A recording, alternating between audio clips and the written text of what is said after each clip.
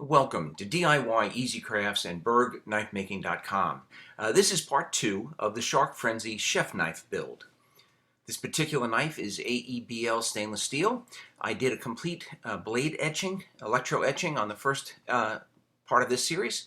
And on this video, I'm going to cover making the handles, which are cast fossil shark teeth, as well as mounting them and finishing off the blade. So I'm using molds and a resin from TotalBoat.com. It's their thickset resin. I mixed this with a little black dye, and I poured a very small amount into each mold, just enough to basically cover the bottom of the mold. I'm not trying to fill the mold all the way to the top here. And then I let that dry for at least 24 hours. I laid out some small fossil shark teeth, and I actually got these on Amazon. And I tried to organize them in the middle of the mold so that I could end up with some full teeth on the finished product, on the small width of the knife handle. Then I mixed up another batch of the thickset resin and poured clear over that, filling up each mold cavity. Now you have to mix this resin for at least 5 minutes, very slowly. You don't want to create too much air bubbles in the mixture. But what I like about this thickset resin is it's a very thin resin, takes a long time to cure. So it gives plenty of time for whatever air bubbles are in that mix to rise to the surface and dissipate before the resin hardens. Having said that, working with these little shark teeth, they have a habit of hanging on to the bubbles. So you really need to look carefully. Go in there with a little needle or a pin and just dislodge whatever bubbles are hanging on to the teeth. And if you do that a couple of times before it dries, you can end up some really beautiful handles. I glued backing onto these, just a liner. And after that dried, I just glued it on with epoxy. And after that dried, I just trimmed off the excess on a bandsaw. And then I finished cleaning up the scales on my 2x72 with a coarse grit belt. Then I started to shape the scales. You notice I taped both of them together, and I shaped the front edge.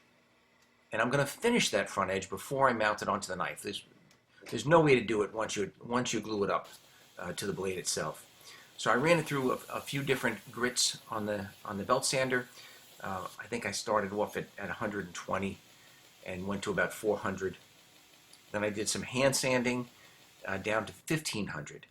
Now, it's always, when you're working with cast resin, it really is important to sand down to 1500 or even 2000 in order to get a good, clear, shiny end result.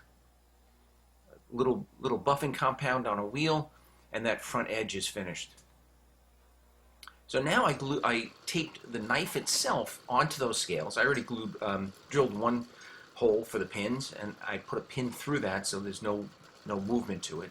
And I'm going to go back and I'm going to drill the second pin hole out. I'm using a size F drill bit, which is just one size larger than 1/4 inch, so that the pins will slide in nice and easily, but they'll have a nice, it'll be a nice fit. You notice I'm using a backing plate on that drill press, and I've also got a stop so that if that knife were to catch, it can't spin. I'm going to glue it up with some West Systems epoxy. And I glued, both sides, both scales, as well as both sides of the blade and the pins themselves. And then once they're together, I'll clamp that up with about 3 clamps.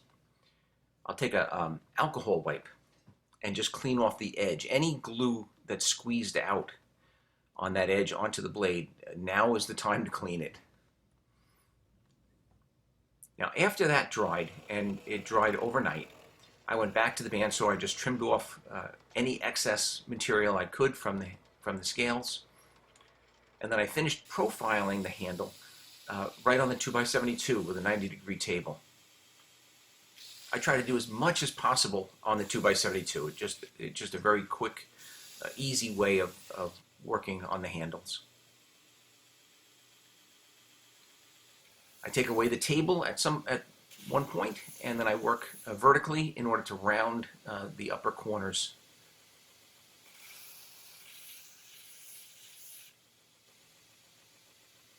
That upper edge.